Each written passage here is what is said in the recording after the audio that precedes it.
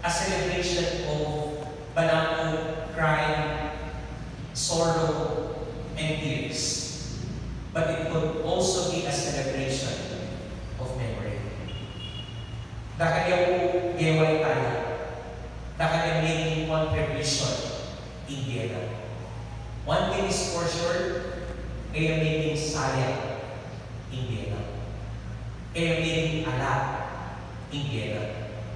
Inabigsan na tsunang pamuling kayo, gaganakan tayo, at pakalita kaya kayo dewa, kaya one time nakasabi kayo pwede, meron ka parinig seminaryo. Kaya po kasi itanang po kayo kaya, bago po ako yung kukunin. Kaya paggawa kayo ng frame, itatang po. Kitang picture yun. Ikita po ng senior, ano pa kanya? What is that? Ano pa kanya? Kaya iba na kayo po, sabi ko, a picture of my father. Why? Ano po ba kanya? Impetibat ko po, so he will never be forgotten.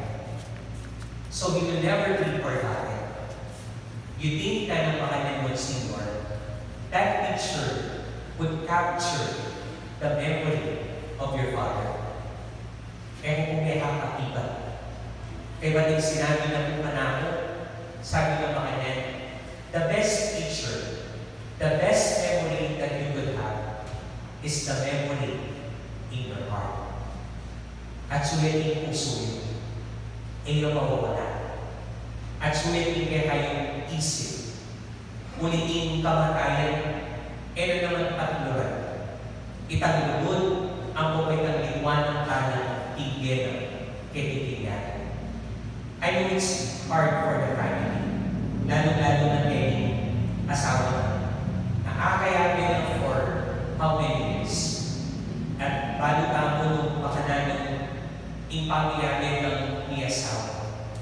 He might not be perfect as a father and as a husband, but he tried to be good. Kaya aliwang tao at lalo-lalo na ng pamilya. 9 days, it should be a celebration of memory.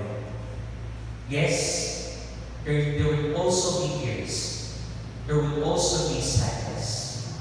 Pero tayo, bago tayo, na muling malungkot, na muling tatanas, na muling seryoso. Muli na palaging masaya, muli na palaging mindful.